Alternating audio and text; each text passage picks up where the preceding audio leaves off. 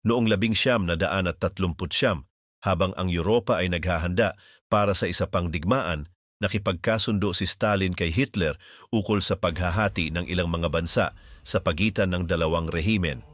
Ang desisyong ito ay nagbukas ng daan para sa mga pagsalakay, deportasyon at malawakang pagpatay na inorganisa ng Kremlin. Sa ilalim ng kanyang pamumuno, libu-libong sibilyang Polako, Baltic at Ukrainyano ang inaresto, pinatay o ipinatapon sa mga liblib na kampo kung saan ang paggawa ay sapilitan.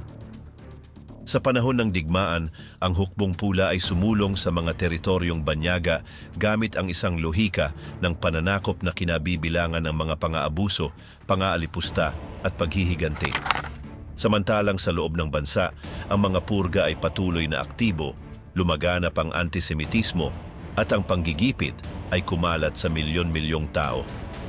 Pagkatapos ng tagumpay, nanatili ang pagbabantay, ang mga gulag ay patuloy na puno at ang takot ay sumakop sa lahat ng espasyo.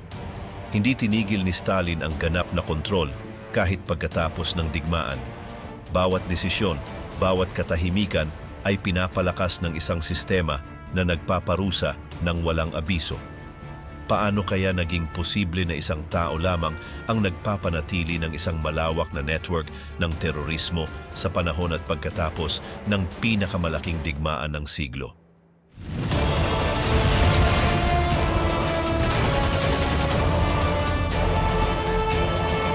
Ang kasunduan kay Hitler, paano tinulungan ni Stalin na simula ng digmaan? Madalas isipin ng mga tao na ang kasunduan kay Hitler ay dumating ng biglaan, ngunit ang Moscow ay matagal nang nakikipag-ugnayan sa Berlin bago pa man. Sa buong 1939, habang ang mga Briton at Pranses ay nakikipag-usap sa mga Sobyet upang magsara ng alyansa laban sa Alemanya, nanatili si Stalin sa katahimikan. Samantala, ang kanyang mga opisyal ay nagtatrabaho sa ilalim ng mesa upang makipag-ugnayan sa mga Nazi. Malinaw ang mga senyales. Ang Kremlin ay interesado sa makipagkasunduan kay Hitler kung ito ay makakatulong upang makakuha ng mas maraming oras o teritoryo. Noong Abril, nang nais makipag-usap ng mga Pranses sa Moscow upang magtayo ng isang magkasanib na prente, nagpakita ng malamig na pagtanggap si Stalin. Hindi siya nagmamadali na magkompromiso. Alam niyang kung maglalaro siya ng tama, makikinabang siya mula sa dalawang panig. Hindi nagtagal, napansin ng Berlin ang laro. Si Ribbentrop, ang tagapangasiwa ng mga gawain panlabas ni Hitler, ay nagpakita ng mas bukas na saloobin upang makipag-ayos kay Stalin. Ang ideya ay, kung ang Alemanya ay umatake sa Poland, hindi makikialam ang mga Sobyet. Bilang kapalit, makakakuha si Stalin ng bahagi ng boto. Hindi niya ito sinabi ng direkta, ngunit halata na. Noong Mayo, pinalitan ni Stalin ang kanyang ministro ng mga gawain panlabas ng si Molotov, isang mas tapat at mas nakasarang tao, at ito ay nagpasigla sa mga bagay. Noong ika-20 ng Agosto, nagpadala ang mga Nazi ng isang sugo sa Moscow. 2 araw pagkatapos, dumating si Ribbentrop ng personal. Binigyan siya ng isang mahabang hapunan kung saan hindi nawawala ang mga toast, biro at malamig na kabutihang loob na nagtatago ng yelo. Noong gabing iyon ay nilagdaan ang kasunduan. Isang piraso lamang ng kasunduan ang ipinaabot sa publiko. Isang kasunduan ng hindi pag-aagaw sa pagitan ng Alemanya at ng Unyong Sobyet. Ngunit ang talagang mahalaga ay nasa isang hiwalay na papel na hindi ipinakita sa sinuman. Isang kasunduan upang paghati-hatian ang silangang Europa. Ayon sa papel na iyon, ang Alemanya ay kukuha ng kanlurang bahagi ng Poland at ang mga Sobyet ay kukuha ng silangan. Binibigyan din sila ng kalayaan sa Finland, mga bansang Baltic at Bessarabia. Kinabukasan, nagising ang mundo sa balita. Ang mga diplomat ng Britanya at Pransya ay nagulat. Inisip nilang si Stalin ay nasa kanilang panig o hindi bababa sa hindi susuporta kay Hitler. Ngunit pinili na ni Stalin. Inisip niyang ang isang hidwaan sa pagitan ng mga kapitalistang bansa ay magbibigay sa kanya ng mas maraming espasyo upang kumilos. Confident si Hitler sa kasunduan at inatake ang Poland noong 1 ng Setyembre. 2 araw pagkatapos, idineklara ng Pransya at ng United Kingdom ang digmaan. Ngunit nanatili si Stalin sa katahimikan. Nais niyang masaktan muna ang Poland bago kumilos. Hindi siya kumilos hanggang ika-17 ng Setyembre nang tumawid ang mga tropang Sobyet sa hangganan mula sa silangan. Hindi sila nagbigay abiso. Pumasok sila ng biglaan habang abala ang mga Polako sa pakikipaglaban sa mga Aleman. Mula sa puntong iyon, tumigil na ang Poland bilang isang estado. Hiniwa ito sa dalawang bahagi, tulad ng napagkasunduan sa lihim. Sa zona Sobyet, ipinag-utos ni Stalin ang pag-aresto sa libu-libong opisyal, guro, pari, doktor at sinumang maaaring magtangkang magtutol sa kanyang pamumuno. Marami ang ipinadala sa mga kampo, ang iba ay pinatay ng lihim. Noong tagsibol ng 1,940, ang mga tren ay nagdala ng libu-libong bilanggo sa mga kagubatan. Sa Katyn, Kalinin at iba pang lugar, ang mga opisyal ng NKVD ay pinatay ang mga ito isa-isa sa likod ng leeg. Pagkatapos ay inilibing sila sa mga pangkaraniwang libingan. Mahigit 20,000 sila. Sa mga taon, ipinagpilitan ng rehimen ng Sobyet na ang mga Nazi ang may sala sa pagpatay na iyon. Kasabay nito, pinapalawak ni Stalin ang kanyang kontrol sa iba pang mga lugar sa mapa. Noong Oktubre, nagpadala siya ng mga ultimatum sa Estonia, Letonia at Lithuania upang tanggapin ang mga tropang Sobyet sa kanilang teritoryo. Wala silang lakas upang tumutol kaya tinanggap nila ito. Hindi nagtagal, naging mga republika ng Sobyet ang tatlong bansa. Ngunit kay Finland, hindi nag-alok si Stalin ng anumang kasunduan. Hiniling lamang niya na magbigay sila ng teritoryo sa hangganan at magbigay ng mga base ng Sobyet. Tumanggi ang mga Finlandes. Noong ika-30 ng Nobyembre ng 1939, tumawid ang hukbong pula sa hangganan ng walang paunang abiso. Akala ng mga Sobyet ay madali lang, ngunit nakatagpo sila ng matinding pagtutol. Ang mga Finlandes, na may kaunting tao at walang modernong mga sasakyan, ginamit ang teritoryo sa kanilang pabor. Sila ay umatake mula sa mga kagubatan, sa gitna ng niebe, gamit ang mga skis at mga Molotov cocktail. Ang mga pagkalugi ng mga Sobyet ay malaki. Ang kabiguan ay kitang-kita, kaya nag-utos si Stalin ng isang kumpletong reorganisasyon. Pinalitan ang mga commander, nagpadala ng mga reinforcement at pinatibay ang artileriya. Sa pamamagitan ng libu-libong buhay, nakasulong sila. Noong Marso ng 1940, humiling ng tigil putukan ng Finland. Nagbigay sila ng teritoryo, ngunit napanatili ang kanilang kalayaan. Tinanggap ni Stalin, ngunit nagkaroon ng ideya na kailangan niyang pahusayin ang kanyang mga puwersa. Mataas ang naging presyo, nasira ang imahe ng hukbong pula, nag-obserba si Hitler. Inisip ni Hitler na noong una ay hindi na kailangang atakihin ang Unyong Sobyet, nagsimula ng baguhin ang opinyon. Kung ang hukbong pula ay nahirapan na sa Finland, ano na lang kung ang Alemanya ang unang umatake. Sa kabila ng lahat ng iyon, ang kasunduan ay patuloy na umiiral. Sa mga sumunod na buwan, ipinagkaloob ni Stalin ang mga mahahalagang produkto sa Alemanya: langis, trigo, mga metal. Bilang kapalit, tumanggap siya ng mga makinarya, teknolohiya at mga armas. Sinasabi ng parehong rehimen na kinamumuhian nila ang isa't isa, ngunit may negosyo silang tinatamasa. Ang bawat isa ay naghihintay ng tamang sandali upang lokohin ang isa't isa. Samantala, ang mata ni Stalin ay nakatuon sa Romanya. Noong Hunyo ng 1940, pinakinabangan niya ang sitwasyon upang hingi ng Besarabia at hilagang bahagi ng Bukovina. Tinanggap ng Romanya na nakahiwalay at walang mga kaalyado. Pumasok ang mga tropang Sobyet nang hindi nagpapaputok. Isa pang piraso ng mapa ang nahulog sa kanilang kontrol. Nagpatuloy ang diplomasya. Noong Nobyembre, naglakbay si Molotov sa Berlin upang talakayin ang isang posibleng formal na alyansa. Tinanong ang tungkol sa Bulgaria, ang Dardanelles at iba pang mga lugar na may interes. Nakikinig si Hitler ng magalang, ngunit nakapagdesisyon na siya. Noong ika-20 ng Nobyembre, nagpadala siya ng isang lihim na utos sa kanyang mataas na pamunuan, simula ng pagpaplano upang sakupin ang Unyong Sobyet. Hindi ito alam ni Stalin, patuloy niyang iniisip na maaari pa niyang hilahin ang lubid. Habang tumatagal, mas magiging handa siya. ngunit ang oras ay tumatakbo laban sa kanya. Ang kasunduan na pinirmahan ni Stalin upang paghati-hatian ang Europa kasama si Hitler ay naging hudyat ng pinakamalupit na digmaan ng lahat ng panahon. Ang diskarte ng katahimikan, mga tago na krimen noong 1939 hanggang 1940. Matapos ang paghahati ng Poland, hindi tumigil ang pag-usad ni Stalin.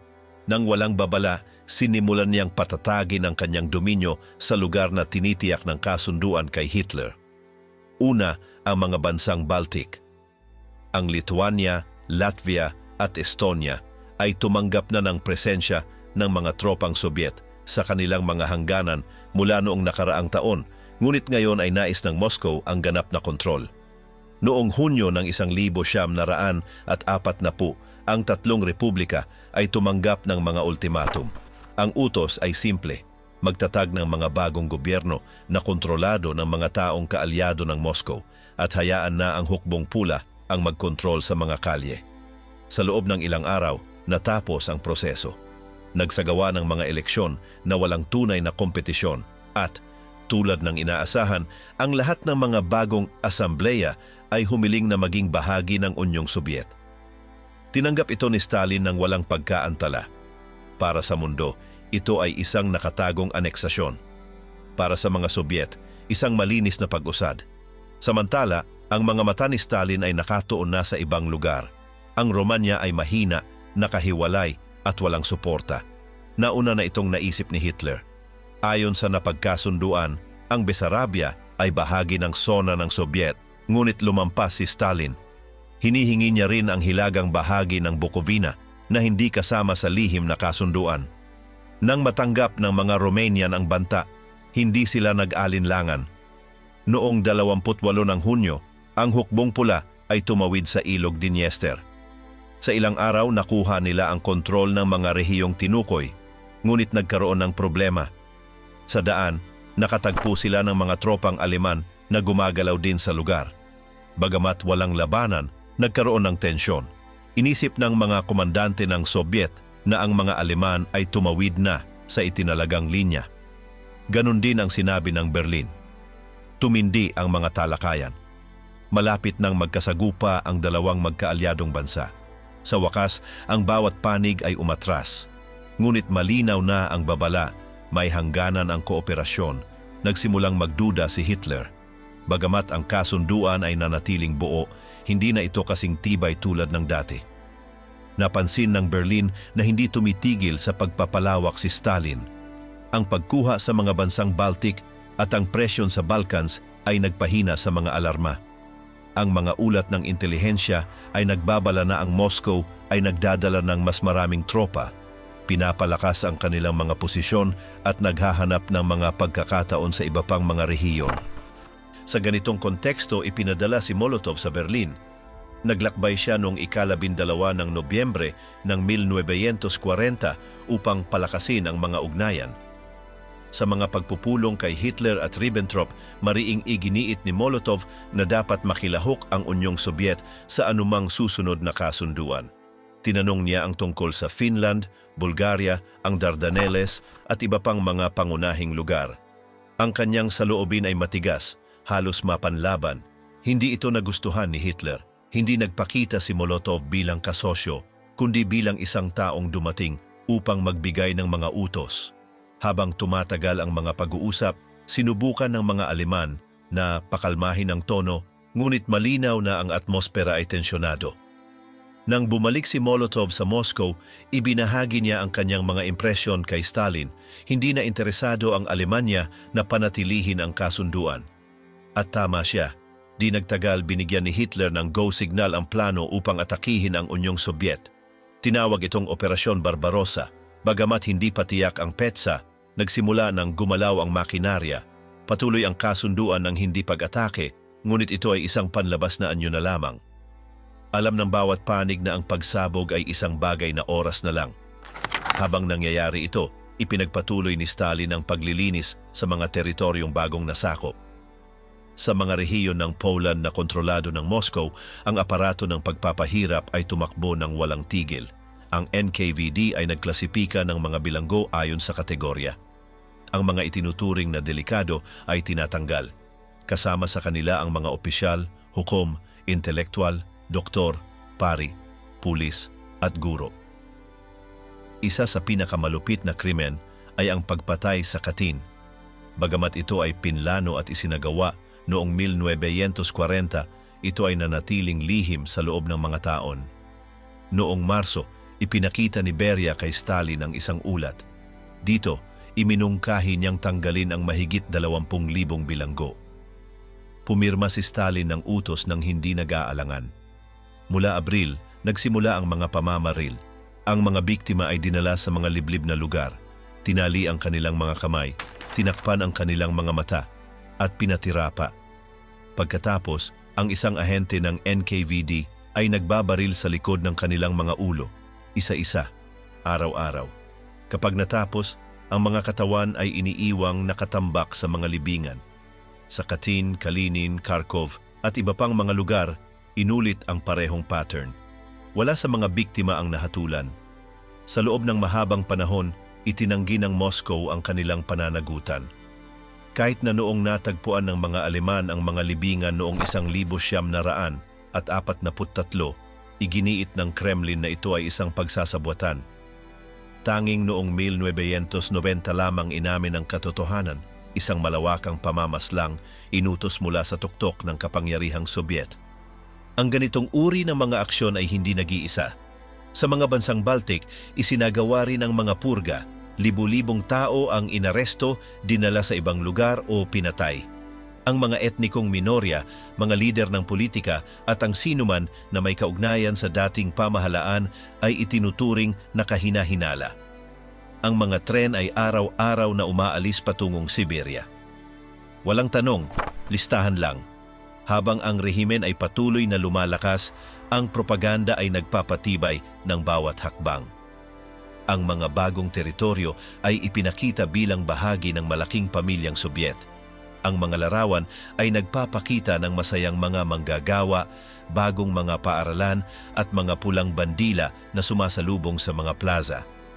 Ngunit sa ilalim ng ibabaw, ang takot ay palaging naroroon. Walang nakakaalam kung sino ang susunod. Sa mga kanayunan, ang mga lupain ay ipinagkakaloob ng sapilitan. Ang mga tumanggi ay minarkahan bilang kaaway ng bayan. Kinukuha ang mga ani, winawasak ang mga bahay, o ipinapadala sa malalayong lugar. Ang mga simbahan ay isinara. Ang mga pambansang simbolo ay ipinagbabawal. Ang layunin ay burahin ang anumang bakas ng sariling identidad. Ang estratehiya ni Stalin ay gumagana sa kanyang paraan. Hindi siya gumagawa ng mga bukas na talumpati ni nagpapahayag ng kanyang mga plano. Dumaan siya ng tahimik, hakbang-hakbang, habang ang buong mundo ay nakatingin sa ibang direksyon. Ang mga Briton ay abala sa mga pambobomba ng Aleman. Ang mga Pranses ay bumagsak na. Hindi pa pumasok ang Estados Unidos sa digmaan. Ito ang perpektong panahon upang kumilos ng walang saksi. Kahit sa Berlin, ang imahe ni Stalin ay magulo. Ang iba ay nag-isip na nais niyang manatiling neutral. Ang iba naman ay naniniwala na naghahanda siya para sa isang mas malaking bagay. Ang tanging sigurado ay sa bawat lugar na kinukuha niya, paulit-ulit ang pattern, pagpapahirap, kontrol, pagkawala. Ngunit malapit na ang oras kung kailan hindi na mahalaga ang mga intensyon. Hindi na nagtitiwala si Hitler at si Stalin, bagamat nararamdaman ang panganib, ay patuloy pa ring kumikilos na parang may halaga pa ang kasunduan. Sa loob ng hindi hihigit sa isang taon, sasabog ang lahat. Mga alipin ng gulag, ang sistema ng paggawa ng pilit sa likod ng pula ng hukbo. Upang maunawaan kung paano tumagal ang pagsusumikap ng digmaan ng mga Sobyet, kailangang tumingin ng higit pa sa mga harapan. Habang ang mga sundalo ay sumusulong, sa likod nila ay may milyon-milyong tao na pinipilit magtrabaho sa matinding kondisyon. Hindi sila mga voluntaryo, sila ay mga preso. Sa Unyong Sobyet, ang network ng mga kampo ng paggawa ay hindi isang lihim. Isa itong bahagi ng sistema. Mula dekada 30, ang aparato ng Estado ay lumikha ng isang estruktura ng mga bilangguan na kumalat sa buong bansa. Bawat rehiyon ay may hindi bababa sa isang kampo. Ang ilan ay nasa Siberia, ang iba ay nasa mga minahan, ang iba naman ay malapit sa mga pabrika. Sa bawat isa, ang paggawa ay hindi isang opsyon, isa itong parusa. Ang mga bilang ay malaki. Noong 1941, may higit sa 2 milyon na tao na nasa ilalim ng kontrol ng sistema ng penitensya. Marami sa kanila ay mga politikang preso. Ang iba ay basta na lang inakusahan. Isang maling komento, isang reklamo, isang hinala. Sapat na iyon para mawala sa mapa. Sa panahon ng digmaan, ang bilang ay tumaas. Hindi lang kailangan ni Stalin ng mga sundalo, kailangan niya ng infrastruktura, mga kalsada, tren, pabrika, tulay. Ang bawat proyekto ay ipinagawa ng mga kamay na pinipilit. Minsan, walang mga kagamitan. Minsan, walang pagkain. Ang layunin ay makuha ang pinakamalaking pagsusumikap bago pa man mabali ang katawan. Sa mga gulag, hindi mahalaga ang klima. Wala itong pakialam kung taglamig o tag-init. Mahahabang oras ang mga turno, kakaunti ang pahinga, kaunti ang damit, pangunahing pagkain lamang. Ang hindi nakatapos ng kwota ay may kaunting rasyon, kaya mas mabilis silang mamatay. Walang nagre-reklamo, sapagkat ang magreklamo ay parusa. Ang mga nakaligtas ay inilipat. Mula sa isang kampo patungo sa isa pa. Mula sa isang mina patungo sa isang pampublikong proyekto. Hindi tinatanong kung gusto nila. Bibigyan lang sila ng utos. Marami ang hindi alam kung saan sila pupunta. Sumasakay sila sa mga tren na selyado, walang hintuan. Dumating sila sa isang punto sa mapa at nagsimula silang maghukay. Bukod sa mga kampo, may mga kolonya ng paggawa. Katulad ito ng mga kampo, ngunit may kaunting pangangalaga. Dito pupunta ang mga nakatapos ng bahagi ng kanilang parusa, sila rin ay pinagsasamantalahan. Ina-assign sila sa mga trabaho sa mga pabrika o sa bukirin. Nananatili sila sa mga barakong gawa sa kahoy. Natutulog sa mga tabla, walang kumot, malamig, laging binabantayan.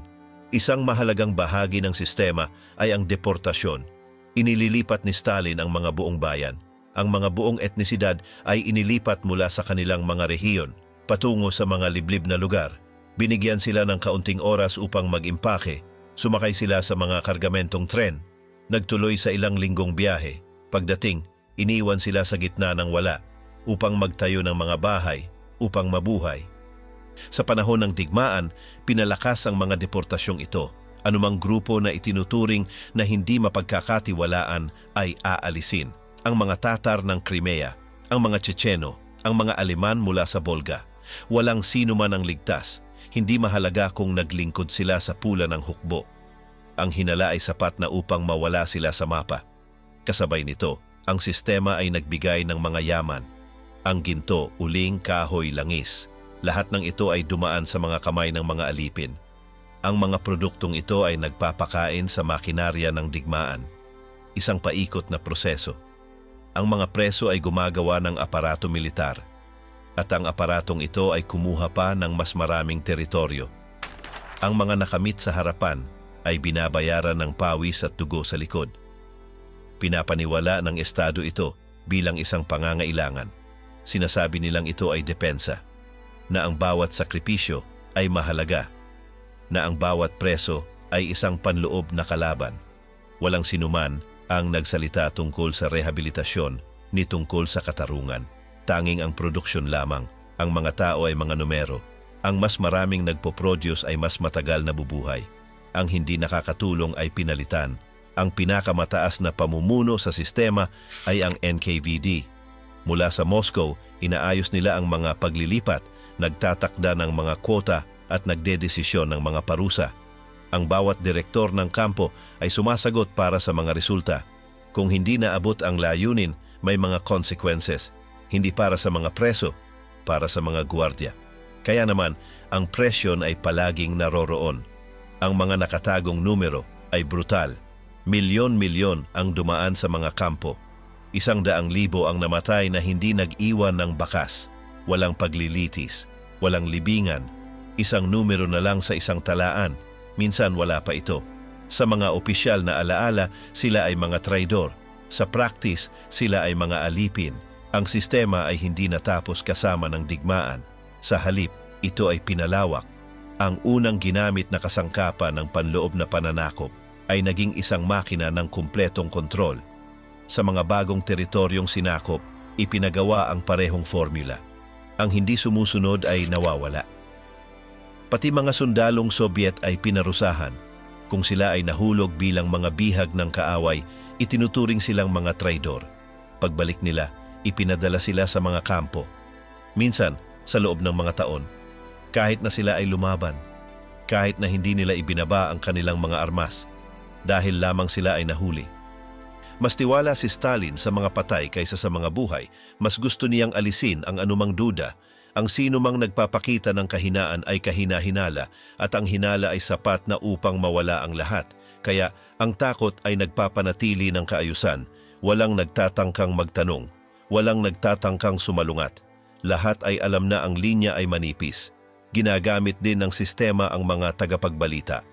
Sa loob ng mga kampo, may ilang preso na nakakakuha ng mas magagandang kondisyon kung sila ay makikipagtulungan. Nag-uulat sila tungkol sa mga plano ng pagtakas, tungkol sa mga reklamo, tungkol sa mga ideya ng protesta. Pinapalakas nito ang mga bagong purga, isang kadena.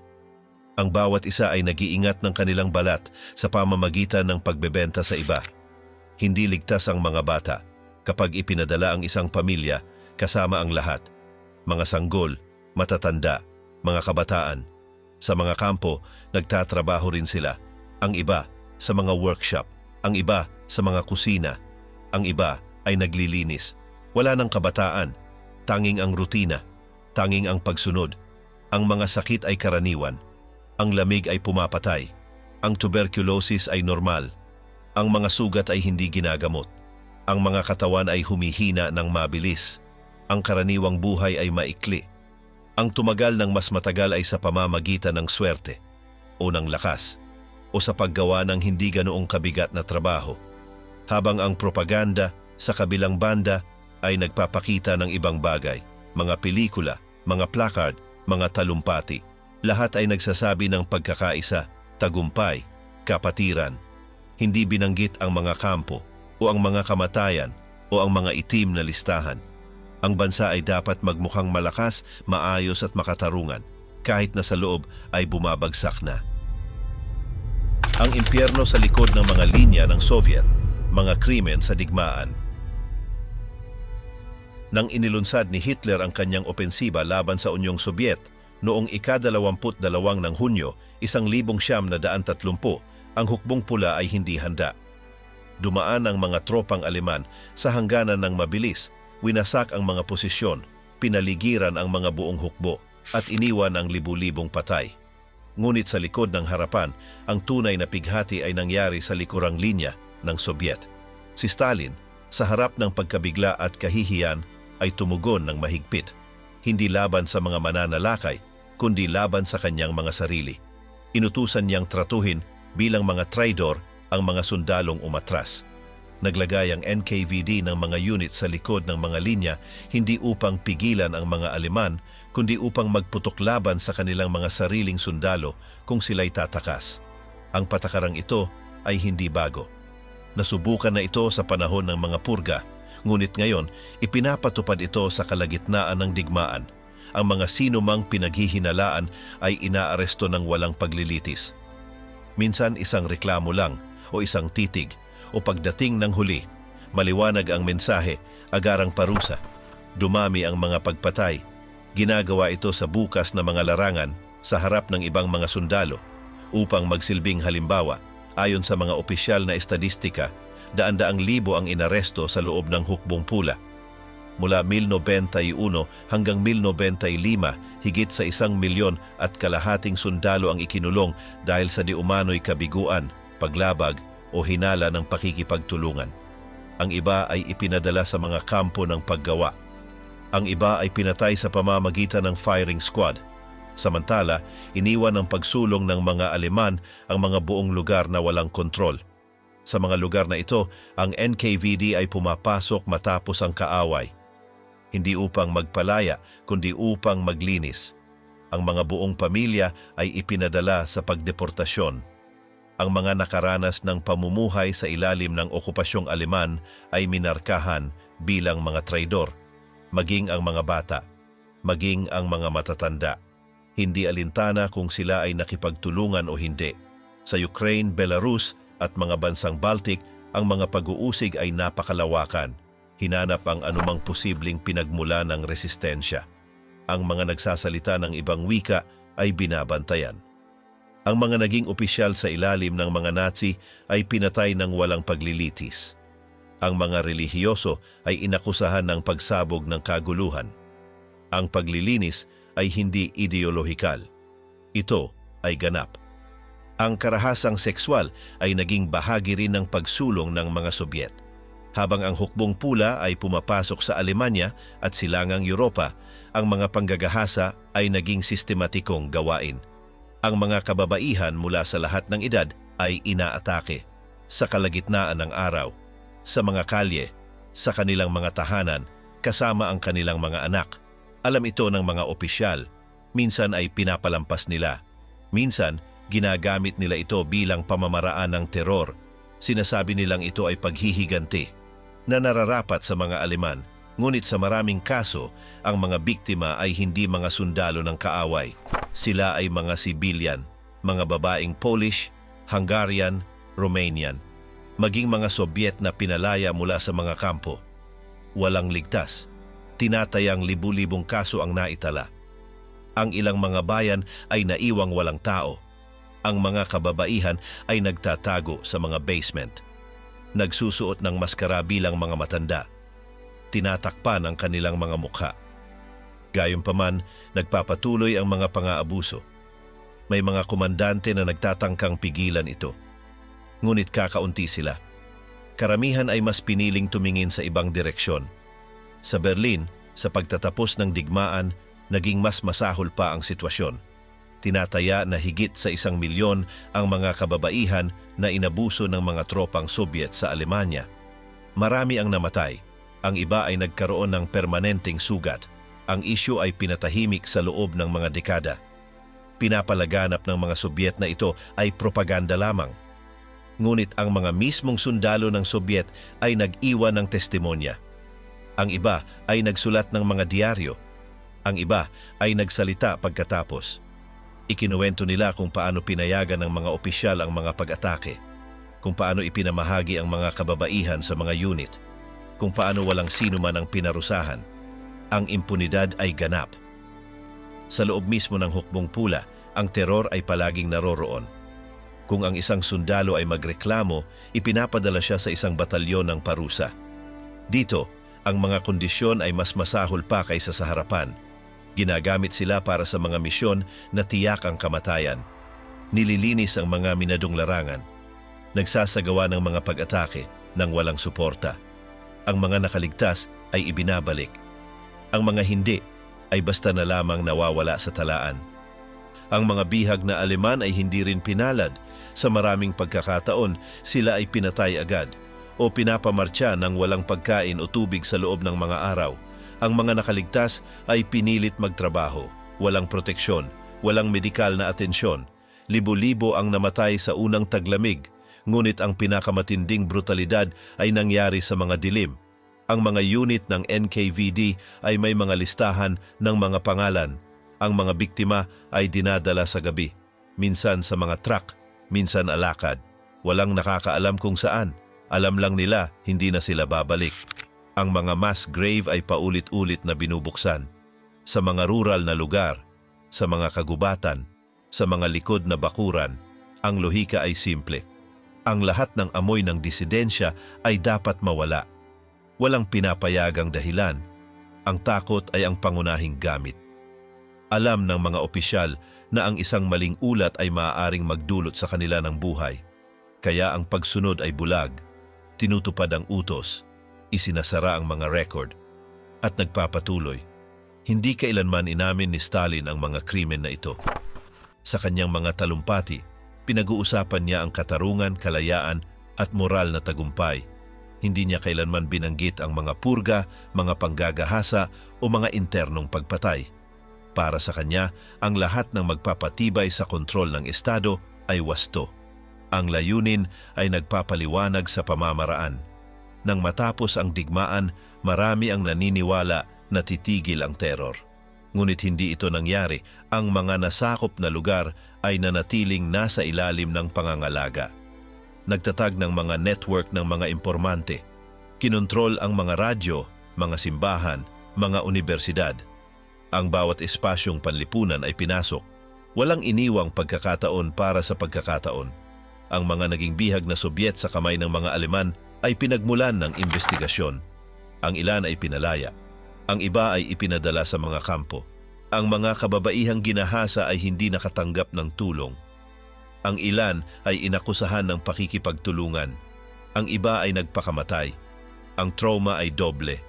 Una ang krimen, pagkatapos ang katahimikan. Gutom at pandarambong. Paano pinakain ng hukbong pula ang sarili sa pamamagitan ng pagnanakaw? Nang magsimulang ibalik ng hukbong pula ang mga nasakop na teritoryo, hindi nagtagal at sumik ang gutom. Ang lohistikang Sobyet ay hindi kayang makasabay. Ang mga linya ng supply ay bumagsak at ang sistema ay umasa sa sistematikong pagnanakaw sa mga lugar na kanilang kinukuha. Upang matustusan ang milyon-milyong sundalo, ang pamunuan ng Sobyet ay nagtakda ng pagnanakaw. Ang pandarambong ay hindi improvisado.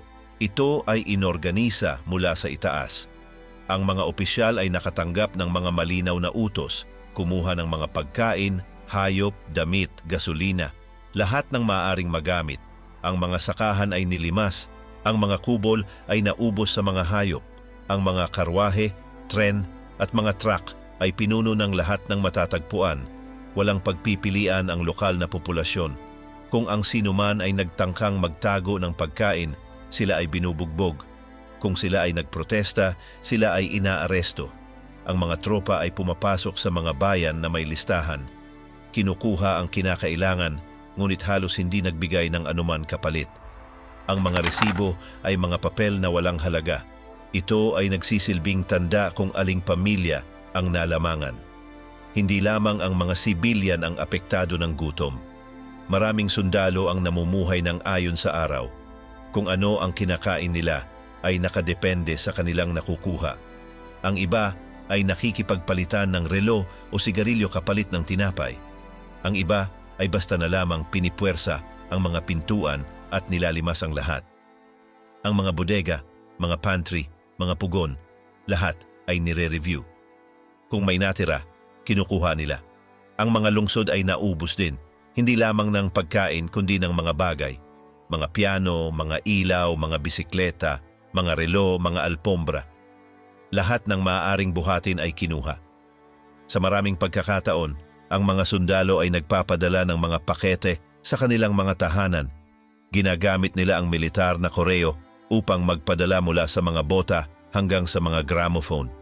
Ginagawa nila ito ng walang kahihiyan. Tinuturing nila itong ganap na panghuhuthot. Sa Alemanya, ang pandarambong ay kabuuan. Ang mga pabrika ay dismantled, piraso-piraso. Ang mga tren ay ipinadala na puno ng mga makinarya. Ang mga lokomotibo, mga bagon, mga gamit, lahat ay ipinadala sa Unyong Sobyet. Sa ilang mga kaso, ang mga teknikal na Aleman ay pinilit na samahan ang mga kagamitan. Dinala sila kasama ang kanilang mga pamilya upang magtrabaho sa panig ng Sobyet. Ang transportasyong riles ay may mahalagang papel. Libu-libong vagon ang ginamit upang magdala ng mga ninakaw na gamit. May mga rutang itinatag. Mula Alemanya patungong Ukraine, mula Polonia patungong Belarus, mula Hungary patungong Urals. Lahat ay coordinated. Walang iniwang pagkakataon. Ang pandarambong ay hindi isang kaguluhan ng mga lasing na sundalo. Ito ay isang patakaran ng Estado.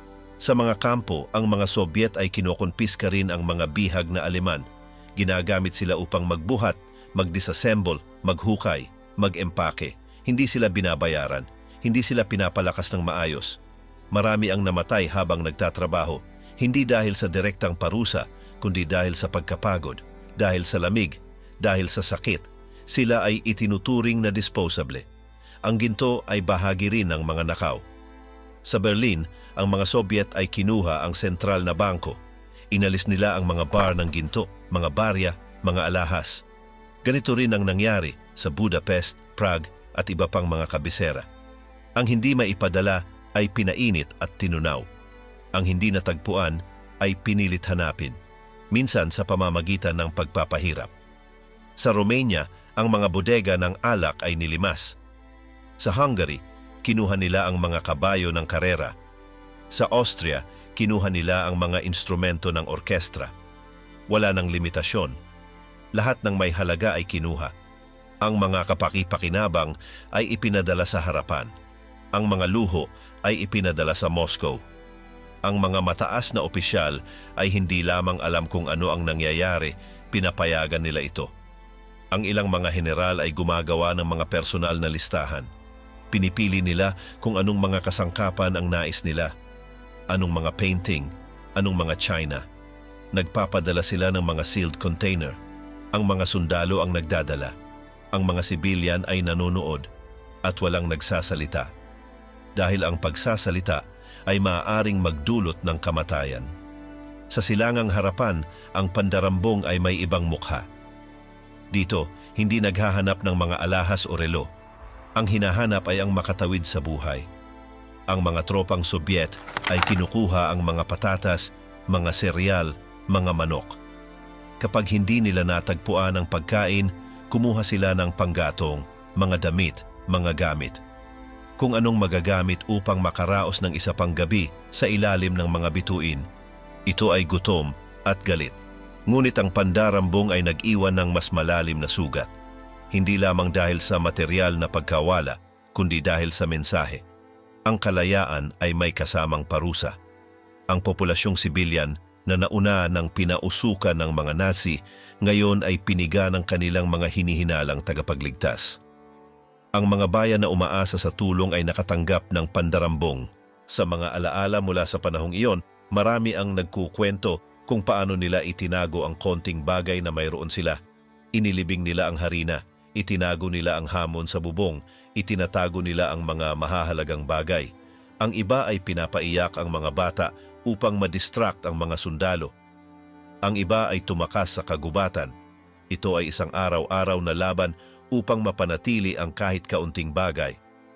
Ang mga Sobyet ay kinokonpiska rin ang mga aklatan, mga archive, mga manuskrito. Hindi lamang dahil sa kanilang halaga sa kultura, kundi bilang tropeyo. Ipinadala ang mga ito sa mga universidad sa Leningrad at Moscow. Ang ilan sa mga dokumento ay hindi na muling nakabalik.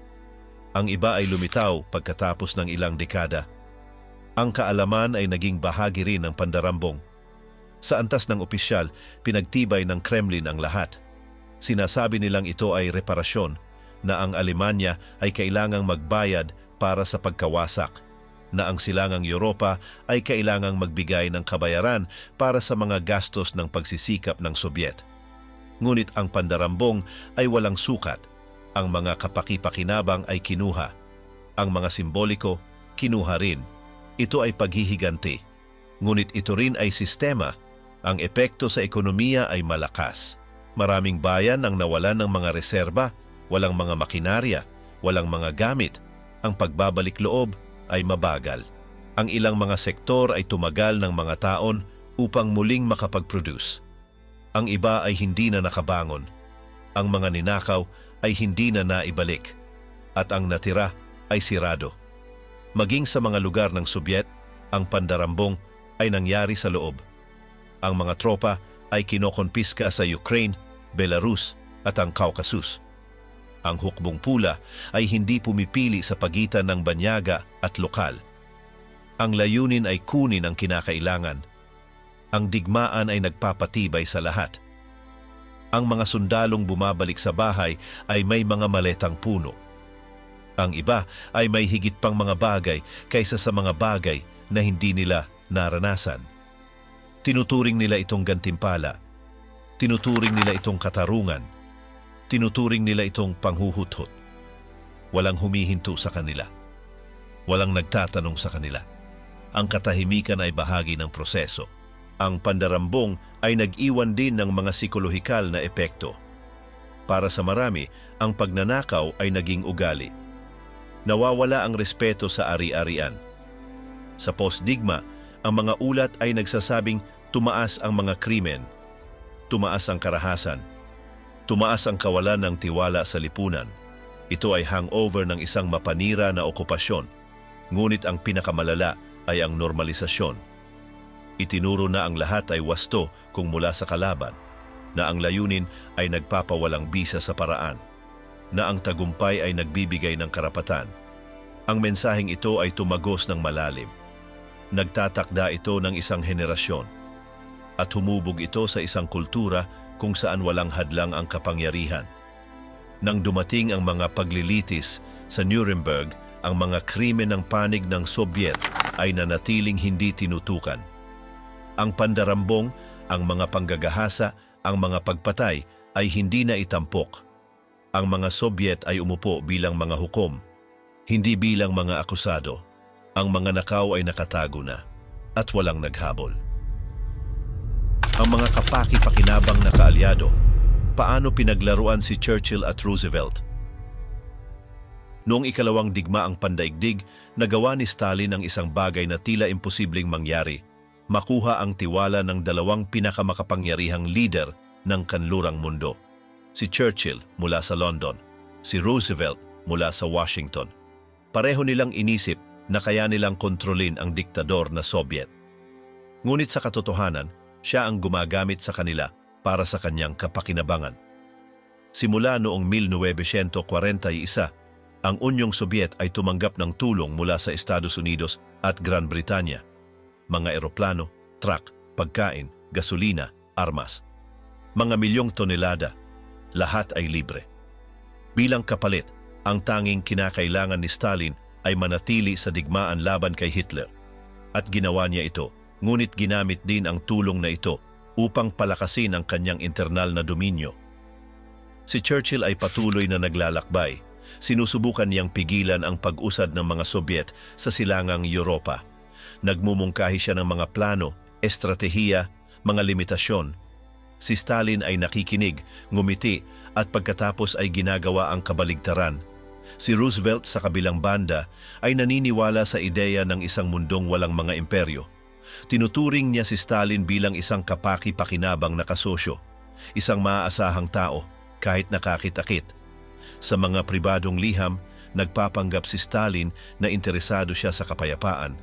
Sinasabi niyang nais niya ang kooperasyon, ang paggalang sa isa't isa. Ngunit sa kanyang mga pulong sa Politburo, pinag-uusapan niya ang pagpapalawak, ang kontrol, ang dominyo. Para sa kanya, ang mga komperensya ay isang teatro, isang entablado para magpundar ng oras at mga konsesyon. Ang komperensya ng Tehran noong 1943 ay isang mahalagang pagkakataon. Naglakbay sina Churchill at Roosevelt patungong Iran upang makipagkita kay Stalin. Dito, ipinagpilitan ng lider na Sobyet ang kanyang mga kondisyon. Hiniling niya ang pagbukas ng pangalawang frente sa France. Nais niyang umatake ang mga kaalyado mula sa kanlurang bahagi upang maibsan ang presyon sa kanyang mga tropa.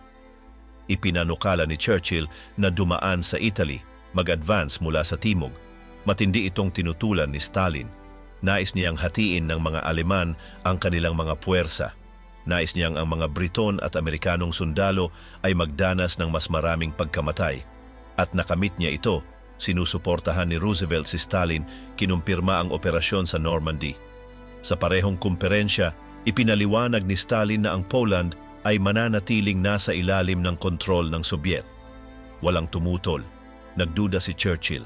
Hindi nagbigay ng opinyon si Roosevelt. Pareho nilang nais na mapanatili ang alyansa. Ayaw nilang sirain ang isang pinagsamang frente. Sa ganitong paraan, nakuha ni Stalin ang kalayaan upang pamahalaan ang silangang Europa. Ginamit din ni Stalin ang mga kilos upang manipulahin. Tinawag niyang ang Presidente Franklin si Roosevelt. Binibigyan siya ng mga pipa, bote, mga alaala, pinaparamdam niyang espesyal siya. Kay Churchill, mas matigas siya, ngunit inaalagaan din niya ito kapag kinakailangan. Alam niya kung kailan maging magalang at kung kailan magbanta. Sa publiko, ipinakita niyang isang estadista. Sa pribado, patuloy siyang nag-aaresto, nagde-deport at nagpapapatay. Habang pumipirma siya ng mga kasunduan sa kanluran, nag-uutos siya ng mga purga sa loob. Habang tinatanggap ang tulong, binubuo niya ang aparato na gagamitin niya upang dominahin ang kalahating kontinente pagkatapos ng digmaan. Noong 1944, naglakbay si Churchill patungong Moscow. Nais niyang talakayin ang paghahati ng impluensya sa Balkans. Sa isang piraso ng papel, iminungkahi niya ang mga porsyento, Greece para sa mga Briton, Romania at Bulgaria para sa mga Soviet, Yugoslavia kalahati. Tinanggap ito ni Stalin at pagkatapos ay hindi ito pinansin. Ang papel ay nanatiling nakatago sa isang drawer. Ang tunay na kasunduan ay ginawa gamit ang mga tangke.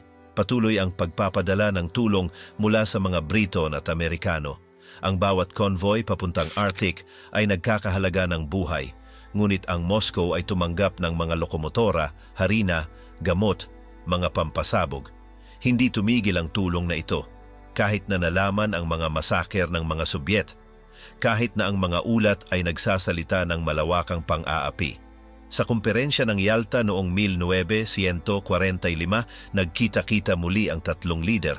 Dito, nakamit ni Stalin ang kanyang pinakamalaking diplomatikong tagumpay. Nangako siya ng malayang eleksyon sa silangang Europa. Nangako siyang igagalang ang soberanya ng Poland. Nangako siyang tutulong sa Japan. Nangako siya ng lahat. At pagkatapos ay hindi niya tinupad ang anuman. Si Roosevelt ay may sakit. Si Churchill ubos na. Dumating si Stalin na malakas. Alam niyang panalo na siya sa digmaan. Alam niyang ang kanyang mga tropa ay naroroon na sa Warsaw, sa Prague, sa Budapest. Nagsalita siya ng kalmado, puno ng kumpiyansa. At nakakamit ang lahat ng kanyang hinihingi. Ang mga mapa ay nagbabago pabor sa kanya. Ang mga pangako ay nananatiling nakasulat sa papel. Sa mga pulong na ito, hindi humingi ng tawad si Stalin para sa kasunduan kay Hitler. Hindi niya ipinaliwanag ang pagsalakay sa Poland, sa Finland, sa mga bansang Baltic. Walang naghanap nito. Binanggit lang ito ni Churchill ng mabilis. Ipinag-iwasan ito ni Roosevelt. Ang focus ay talunin ang Alemanya. At alam ito ni Stalin, kaya't tahimik siyang nagpatuloy. Pagkatapos ng pagbagsak ng Berlin, nakuha ni Stalin ang lahat ng ipinangako at higit pa. Kontrolado niya ang kalahating Europa. Nag-install siya ng mga pamahalaang pabor sa kanya.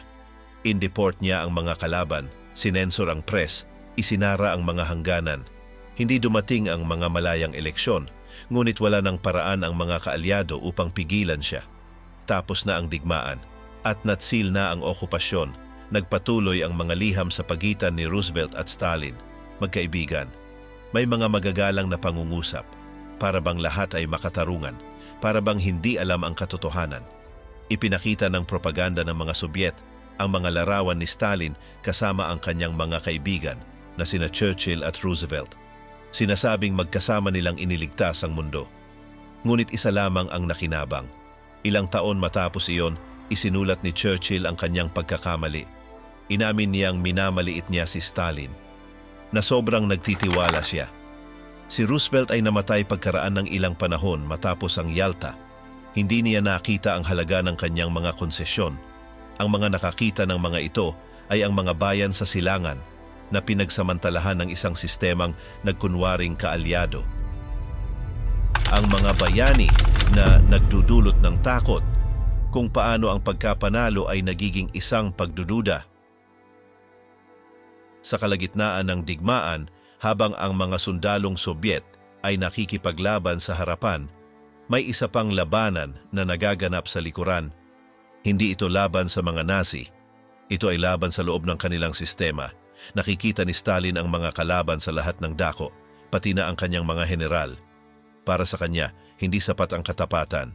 Nais niya ng ganap na pagsunod at takot. Isa sa mga pinakatanyag na pangalan ay si Georgy Zhukov. Pinangunahan niya ang depensa ng Moscow, ang kontra-atake sa Stalingrado at ang huling opensiba patungong Berlin. Para sa marami, siya ang tunay na nagtakda ng tagumpay. Ngunit para kay Stalin, siya ay isang banta. Isang tao na nag-iipon ng respeto, kasikatan at kapangyarihan. Mula pa sa simula, si Stalin ay may pag-aalinlangan sa kanyang mga komandante. Nagbibigay siya ng mga direktang utos sa harapan.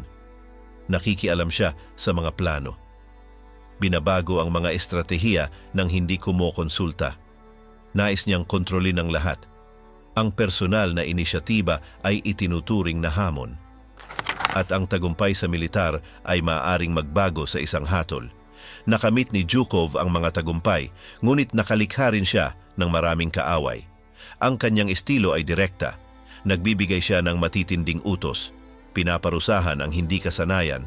Hindi siya nag-aalala kung magustuhan siya ng iba. Sa larangan ng digmaan, ito ay epektibo. Sa Kremlin, hindi. Sinimulang bantayan siya ni Stalin. Nakikinig siya sa mga tsismis. Binabaybay ang kanyang mga galaw. Matapos ang digmaan, habang ipinagdiriwang ng Europa ang pagtatapos ng labanan, gumawa si Stalin ng isa pang hakbang. Inilagay si Zhukov sa isang mababang posisyon. Inalis ang kanyang visibility. Itinanggi ang mga pagkilala sa kanya.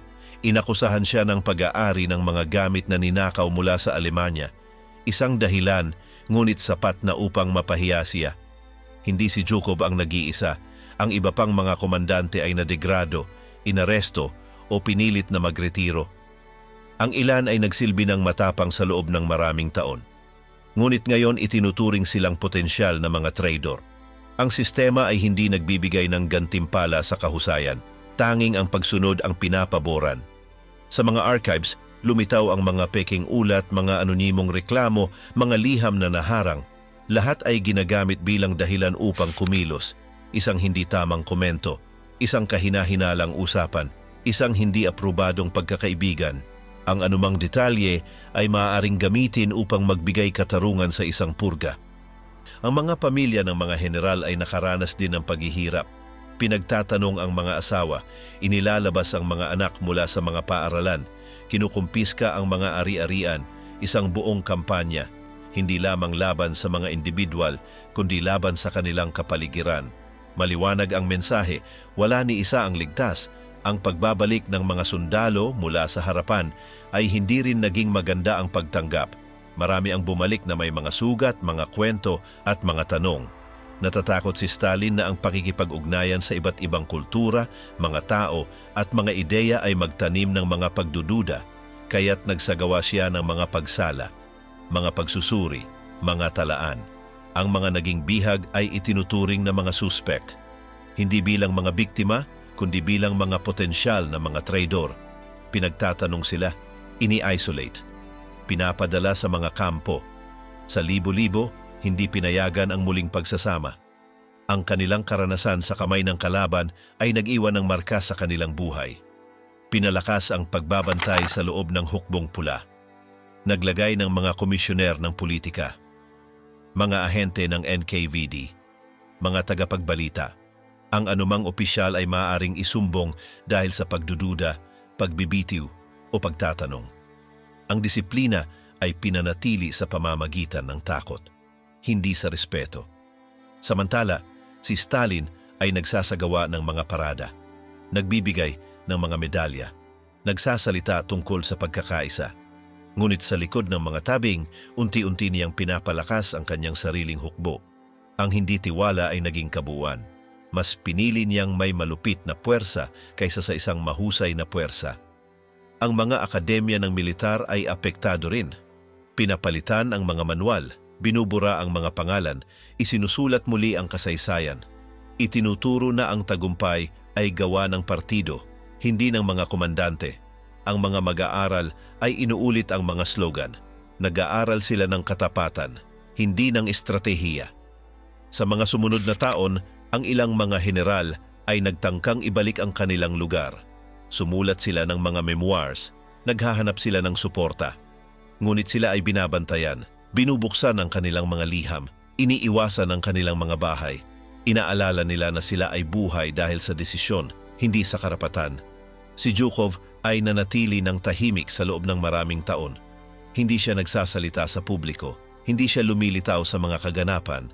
Hanggang matapos ang kamatayan ni Stalin, siya ay na-rehabilitate. Bumalik siya sa mga posisyon, ngunit ang pinsala ay naidulot na. Hindi na niya muling nakuha ang posisyon na mayroon siya, ni ang kalayaan na nararapat sa kanya. Ang kaso ni Zhukov ay sumasalamin sa isang palagiang katotohanan.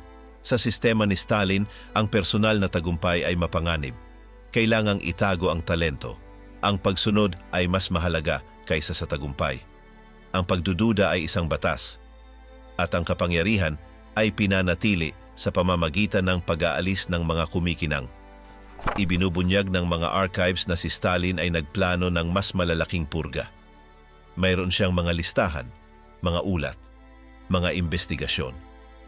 Ang ilang mga historian ay naniniwala na kung hindi siya namatay noong 1953, siya ay maglulunsad ng isang malawakang kampanya laban sa mga militar.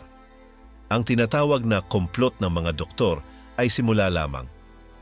Maraming mga opisyal ang nabuhay na may takot hanggang sa katapusan. Alam nilang maaari silang malugmok sa anumang oras. Stalin at ang antisemitismo, mga pag-uusig na nakatago sa likod ng tagumpay. Pagkatapos ng digmaan, iniisip ng marami na natapos na ang paghihirap ng mga Hudyo. Ngunit sa Unyong Sobyet, ang tagumpay ay nagsimula ng isang bagong yugto ng pagpapahirap. Hindi pinrotektahan ni Stalin ang mga nakaligtas sa Holocaust, kundi inilunsad niya ang isang tahimik na kampanya upang burahin ang kanilang pagkakakilanlan, impluwensya at alaala. Sa panahon ng digmaan, ang opisyal na naratibo ng Sobyet ay iniiwasan ang banggitin ng genocide ng mga Hudyo bilang isang natatanging kaganapan. Sinasabing mga mamamayang Sobyet na pinatay ng mga Nazi nang hindi tinutukoy ang etnikong pinagmulan. Ang layunin ay pahinain ang pagkakakilanlan ng mga Hudyo sa loob ng kolektibong sakripisyo, tinatanggal ang anumang anyo ng pagiging biktima o ang kanilang pagkakapuno ng pansin. Pagkatapos ng 1945, ang tendensyang ito ay naging panguusig. Ang mga manunulat, makata at mga artistang Hudyo na itinaas sa panahon ng digmaan ay nagsimulang ipagbawal. Ang kanilang mga akda ay inalis. Ang kanilang mga pangalan ay binura mula sa mga publikasyon. Ang ilan ay inaresto, ang iba pinatay. Ang mga organisasyong pangkulturang Hudyo ay binuwag din. Noong 1948, ang Komite ng mga Hudyo laban sa Pasismo na nagtrabaho sa internasyonal na propaganda sa panahon ng digmaan ay ipinasara.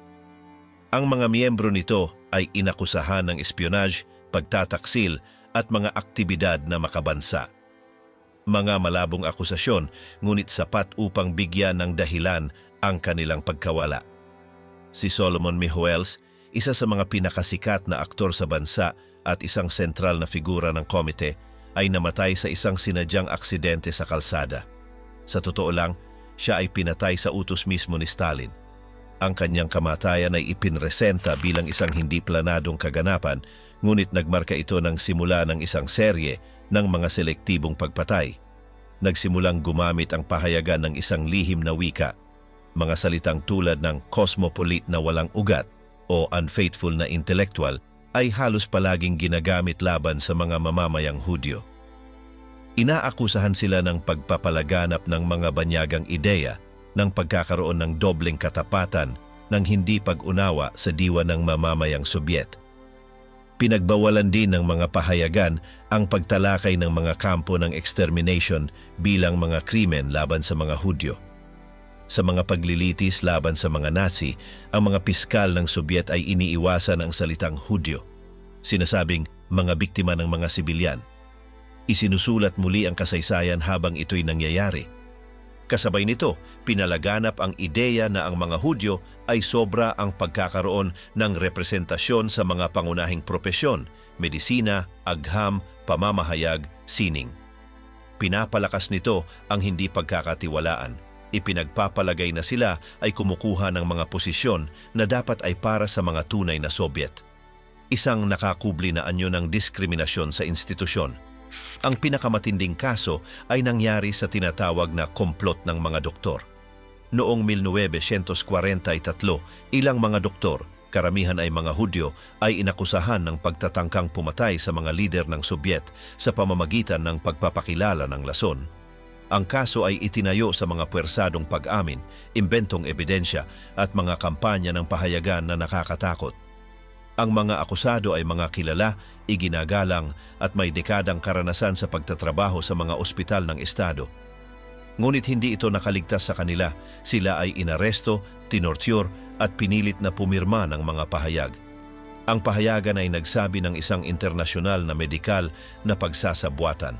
Nais ng pahirap na parusa, pinaghahanda ang populasyon para sa isang malaking purga. Ginamit ni Stalin ang kasong ito upang lumikha ng takot. Sinasabi na ang mga Hudyo sa medisina ay bahagi ng isang sionistang network. Kumilos sila sa ilalim ng mga utos mula sa ibang bansa. Nais nilang pahinain ang Unyong Sobyet mula sa loob.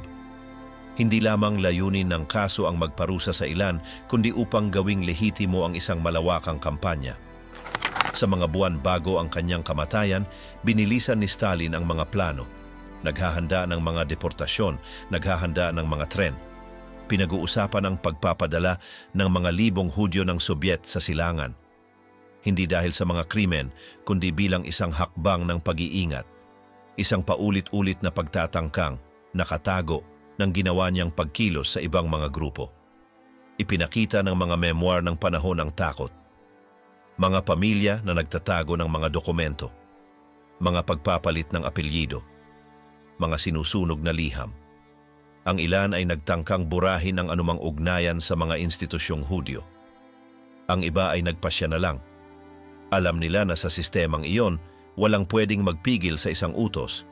Nang pumanaw si Stalin noong Marso ng 1943, tumigil ang proseso ng bigla. Ang mga inaresto sa kasong mga doktor ay pinalaya. Ang mga akusasyon ay inalis. Ang mga purga ay na-freeze, hindi dahil sa katarungan, kundi dahil ang bagong pamunuan ay nangangailangan ng katatagan at ang hayagang antisemitismo ay hindi nakapakipakinabang. Ngunit ang pinsala ay nagawa na. Ang komunidad ng mga Hudyo ng Sobyet ay natatakan. Ang kanilang mga lider, patay o tinahimik. Ang kanilang mga institusyon, nawasak. Ang kanilang kasaysayan, censored. At ang suspisyon, itinaguyod. Sa mga taon pagkatapos nito, ang pagiging Hudyo sa Unyong Sobyet ay nangangahulugan ng pamumuhay ng may isang hindi nakikitang label. Isang palaging panganib. Ipinakita ng mga kasunod na testimonya na marami sa mga Hudyo na nakaranas ng digmaan ay hindi rin pinansin sa mga opisyal na pagdiriwang. Sa kabila ng kanilang mga medalya, hindi sila inanyayahan sa mga pampublikong kaganapan. Ang kanilang mga pangalan ay tinanggal mula sa mga parangal. Ang diskriminasyon ay hindi hayag, ngunit ramdam sa bawat detalye. Sa mga unibersidad, ipinatupad ang mga hindi nakasulat na kuwota. Ang mga estudyanteng Hudyo ay kinakailangan ng mas mataas na marka. Sa mga promosyon sa trabaho, ang kanilang mga rekord ay pinipigilan. Laging may formal na dahilan, ngunit alam ng lahat ang tunay na dahilan. Pati na rin sa imigrasyon, ang kontrol ay mahigpit. Ang humiling ng paglabas sa bansa ay maaaring magdulot ng pagkawala ng trabaho, tirahan at respeto sa lipunan. Ang mga nakaligtas at nakalabas, itinuturing na mga traidor. Ang kanilang mga pamilya ay nananatiling nasa ilalim ng pagmamatiyag. Ang mga nanatili, natutong manahimik. Ang pagkalito ay brutal. Isang bansa na nagpakilala bilang kalaban ng nasismo, ngunit muling binigyan ng porma ang mga anyo ng eksklusyon. Hindi sa mga kampo ng konsentrasyon, ngunit sa mga korte, mga tanggapan, mga pahayagan. Ang sistema ay hindi nag-aalis kundi nagpapabura. Nagsisilencing. Ang antisemitismo ni Stalin ay hindi isang huling pagsabog. Isa itong bahagi ng isang tuloy-tuloy na luhika. Ang paggamit ng pagkakakilanlan bilang isang pampulitikang kasangkapan, ang paggawa ng mga panloob na kaaway, at ang pagpapanatili ng kontrol sa pamamagitan ng takot. Sa mga Hudyo, nakakita siya ng perpektong dahilan at ginamit ito hanggang sa huling araw. Ang wakas, pagkamatay na pinalilibutan ng takot at katahimikan. Si Stalin ay may higit sa 3 dekada na sa kapangyarihan at sa mga huling taon, ang kanyang karakter ay naging mas mapanuri pa. Noong 1952, hindi na siya nagtitiwala kahit sa mga pinakamalapit sa kanya. Ang kalusugan ng marami sa kanyang mga nasasakupan ay literal na nakadepende sa kanyang humor. Anumang pag-uusap, anumang titig ay maaaring maipaliwanag ng mali. Ang mga purga na inilunsad niya noon ay muling pumutok, ngunit ngayon, ang takot ay nararamdaman hanggang sa mga pasilyo ng Kremlin. Sa mga buwan bago ang kanyang kamatayan, si Stalin ay naglunsad ng bagong kampanya laban sa mga prominenteng tao sa partido. Sa pagkakataong ito, ang target ay ang mga doktor na Hudyo ng Kremlin na inaakusahan ng pagiging bahagi ng isang di-umano'y pagsasabwatan upang patayin ang mga mataas na opisyal ng rehimen.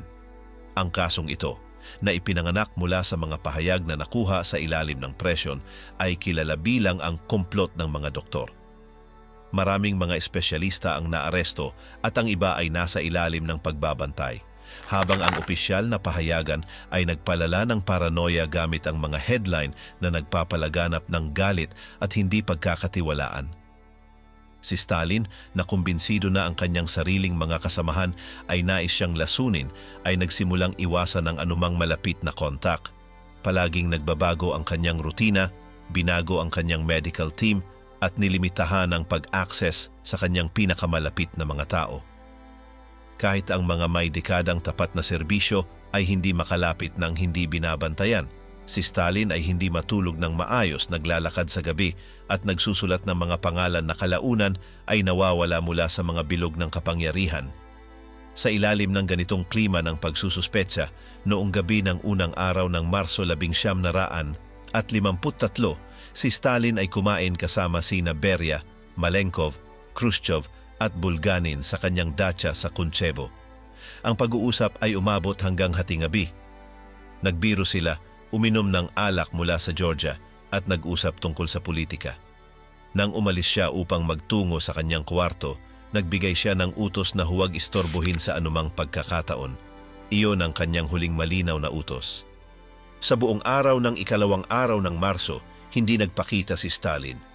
Ang mga gwardiya ay aligaga, ngunit ang takot na labagin ang kanyang utos na huwag istorbohin siya ay mas malaki kaysa sa alinman sa mga hinala.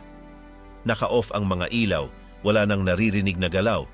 Nang magtapos ang araw, isa sa mga kasama ang naglakas loob na pumasok. Natagpuan nila siyang nakahandusay sa sahig, walang malay, may deformed na bibig, at hindi makapagsalita. Walang naglakas loob na tumawag ng doktor. Ang pinakamalapit sa kanya tulad ni Beria ay naging maingat. Alam nila na ang anumang maling desisyon ay maaaring maglagay sa kanila sa tuktok ng target. Ilang oras pa bago humingi ng medikal na tulong, at sa oras na yon si Stalin ay nagpapakita na ng mga palatandaan ng irreversibleng pinsala sa utak. Ang eksena ay pinanatiling lihim. Ilang tao lamang ang nakakaalam ng nangyayari. Ang natitirang bahagi ng bansa ay walang impormasyon, habang ang pinakamataas na lider ng estado ay namamatay ng walang sapat na tulong. Nang dumating ang mga doktor, nakumpirma nila na siya ay nagkaroon ng malubhang stroke. Ang mga posibilidad ng kanyang paggaling ay halos wala. Sa mga sumunod na araw, si Stalin ay nanatiling nasa kritikal na kondisyon. Ang mga pahayagan ay naglathala ng mga malalabong pahayag nang hindi ipinapaliwanag ang tunay na sitwasyon. Walang naglakas loob na magsulat ng kahit isang salita na hindi naaproba ng mga lalaking ngayon ay tahimik na naghihintay ng kanyang kamatayan. Samantala, ang mga mataas na opisyal ay lihim na nag-usap tungkol sa hinaharap ng kapangyarihan. Wala pang tiyak na plano para sa pagsunod. Walang malinaw na tagapagmana. Si Beria ay nagpakita ng pagiging pinakamalapit, habang si Khrushchev ay kumikilos ng tahimik. Alam ng lahat na ang unang magkakamali ay maaaring tanggalin, kahit si Stalin ay humihinga pa. Noong 5 ng Marso, si Stalin ay pumanaw, walang agad na opisyal na seremonya. Hindi ito inihayag ng live at hindi ipinakita ang kanyang katawan sa publiko sa oras na iyon. Ang anunsyo ay mahinahon at limitado sa isang pahayag na binasa sa radyo. Ang balita ay tinanggap ng may halo-halong takot at ginhawa. Para sa marami, ang takot ay nakatago sa katawan ng lalaking iyon. Ang kanyang kamatayan ay hindi lamang katapusan ng isang leader, kundi pati na rin ang pagbagsak ng isang sistema na pinapalakas ng katahimikan at pagsususpetsa. Sa mga sumunod na araw, libu-libong tao ang dumating sa Moscow upang magpaalam. Ang mga kalye ay napuno ng tao. May mga stampede, may mga namatay. Ang imahe ng kabaong na pinalilibutan ng mga bulaklak ay kumontra sa alaala ng takot na ipinataw ni Stalin. Ang mga umiiyak ay hindi alam kung ginagawa nila iyon dahil sa ugali, obligasyon o kalituhan. Walang nakakaalam kung ano ang mangyayari pagkatapos. Ipinakita ng mga archive na kahit pagkatapos ng kanyang kamatayan, maraming mga opisyal ang hindi naglakas loob na maggalaw ng kahit isang papel nang walang pahintulot. Ang sistema na itinatag ni Stalin ay hindi agad nawala. Nanatili ito sa anyo ng pagmamasid, sa burokrasya ng partido, sa mga gawin na nakuha mula sa dekadang pamumuhay sa ilalim ng represyon. Ang katawan ni Stalin ay inilagay sa mausoleo ni Lenin sa Red Square, kung saan ito nanatili ng maraming taon. Ang kanyang imahe ay patuloy na nasa mga perang papel, sa mga paaralan at sa mga estatwa. Ngunit dahan-dahang inalis ang kanyang anyo.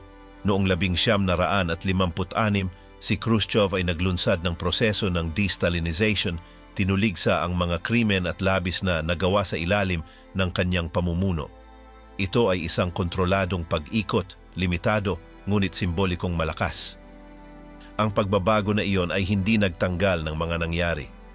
Sa loob ng higit sa 2 dekada, si Stalin ang nagtakda ng bawat pangunahing desisyon ng bansa, mula sa mga panlabas na alyansa hanggang sa mga panloob na parusa. Ang kanyang pirma ay makikita sa mga lihim na kasunduan, sa mga mass deportasyon, sa mga purga sa militar at sa mga utos ng represyon sa harap ng digmaan. Ang kanyang impluensya ay umabot lampas pa sa mga hangganan ng Soviet. Siya ay naroroon mula sa mga kasunduan kay Hitler hanggang sa sapilitang paghahati ng silangang Europa. Sa paglipas ng panahon, ipinakita ng mga archive ang mga numero, dokumento at mga direktang utos na nagpapatunay na ang sistema ay pinanatili sa pamamagitan ng takot, repression at katahimikan. Si Stalin ay namatay ng walang paglilitis, walang pagpapalayas at walang pananagutan.